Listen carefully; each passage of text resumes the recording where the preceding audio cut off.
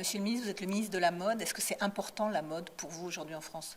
La mode est très importante parce que la mode, c'est la rencontre entre une nécessité qui existe dans l'humanité depuis toujours, qui est celle d'être à la pointe du désir, à la pointe du renouvellement, et c'est en même temps à Paris un motif de création et de création artistique. C'est donc la rencontre entre un désir sociologique, j'allais dire, qui appartient à l'histoire de l'humanité, et un désir éternel et en constant renouvellement qui est celui de la création artistique.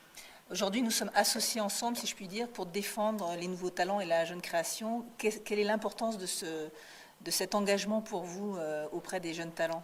Alors pour le ministre de la Culture et de la Communication, être associé à Elle, qui est une des plus grandes aventures de communication de notre époque, en direction des femmes et aussi, je dois le dire, de quelques hommes, et pour la défense, la valorisation de la création artistique dans tous les domaines et notamment dans le domaine de la mode, c'est évidemment très très important.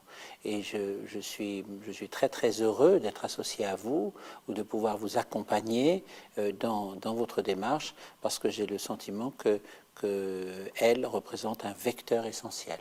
Et les nouveaux talents? Alors les nouveaux talents sont évidemment, comme leur nom l'indique, sont l'occasion d'un perpétuel renouvellement dans le domaine de la mode, dans le domaine de la création.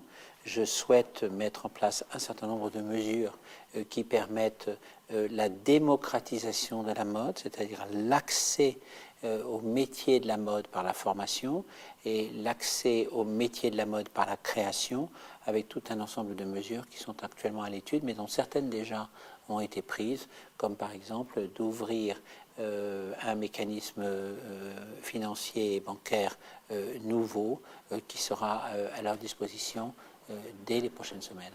Alors on sait que vous êtes un homme de culture, un homme d'histoire, un homme de patrimoine, et vous êtes vous-même d'une grande sensibilité. Quelques noms comme ça de créateurs de mode, de grands couturiers qui font partie de notre patrimoine et que vous admirez?